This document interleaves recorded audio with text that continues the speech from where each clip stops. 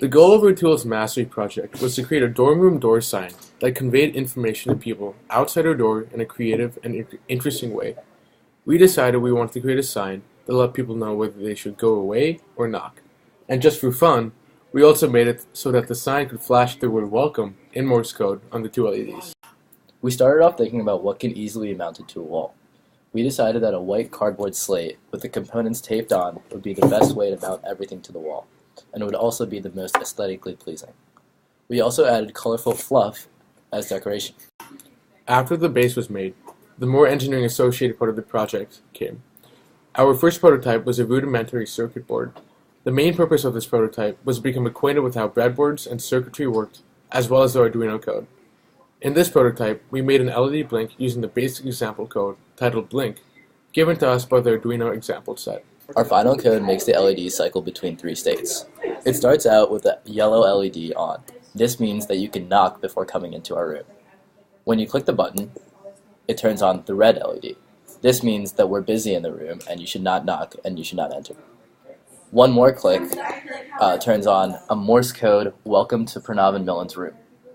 This flashing is a cool party trick and also indicates that you can come in if it's on. After the Morse code finishes, it returns to the yellow LED and you can cycle through it once again. When our code didn't work, we compartmentalized the code and tested each individual part by using the comment feature of Arduino to temporarily isolate code and determine each part's effectiveness. One mistake we often made was entering the wrong Arduino input or output port in the code, and commenting the code made these errors easier to find and fix.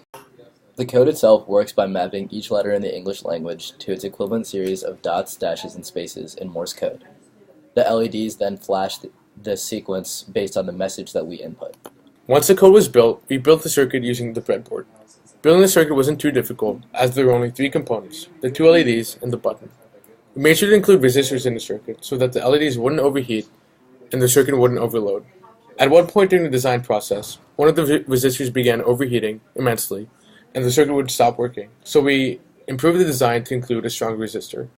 Once the circuit was built, we integrated the 9-volt battery power source and attached the three-component setup to the cardboard base using electrical tape. Overall, our favorite part of this project was the circuit building because neither of us knew how to do this part, and the struggle of figuring out how to get it to work was actually enjoyable. We already knew how to code and construct a physical sign, so it was less challenging and thus less entertaining.